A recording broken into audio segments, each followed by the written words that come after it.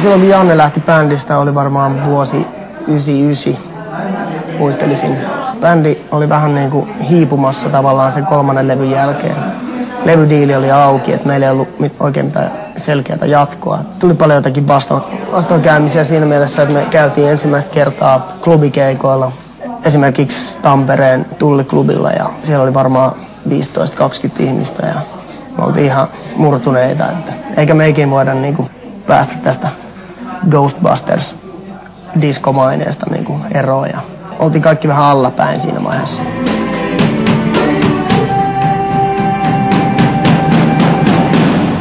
Ehkä siihen lähtöön nyt kumminkin vaikutti vähän semmoinen kyllästyminen ja olisi halunnut pitää ehkä vähän taukoa siitä koko jutusta ja käydä vähän jossain reissussa, mutta sitten se ei niinku muulle bändille oikein sopinut ja ne halus vaan niinku, että nyt ruvetaan saman tien tahkoon vaan lisää.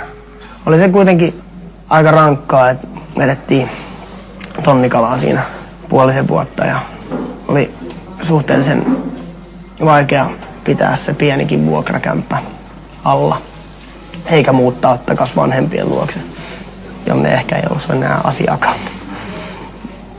Anyway, siinä vaan painittiin ja käytiin Sossun luukulla hakemassa massia. Mutta se on hyvin normaalia Suomessa, että ei me olla ainoat, jotka siellä on käynyt. Thanks. Paikallinen klögi. Lämmitti mieltä.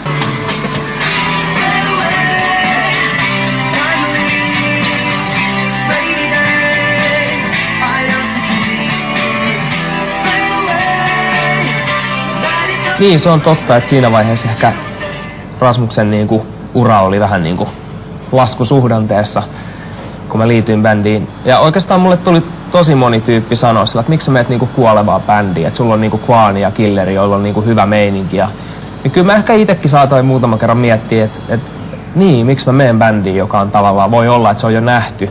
Mutta sitten mä tiesin ne tyypit ja mä tiesin niinku, kuinka kunnianhimoisia tyyppejä ja kuinka kovia niinku tekee hommia nämä pojat on.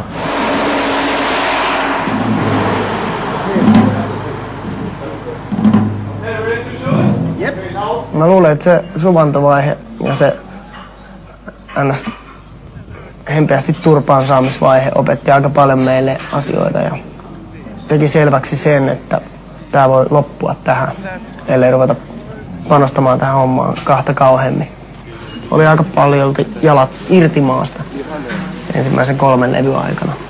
Oli hyvin nuori, aloitettiin 16-vuotiaana ja päästiin heti festivaalille soittamaan ja oli tyttöjä ja juomaa yllin kyllin. Siinä oli kyllä kaikki mahdollisuudet niin kuin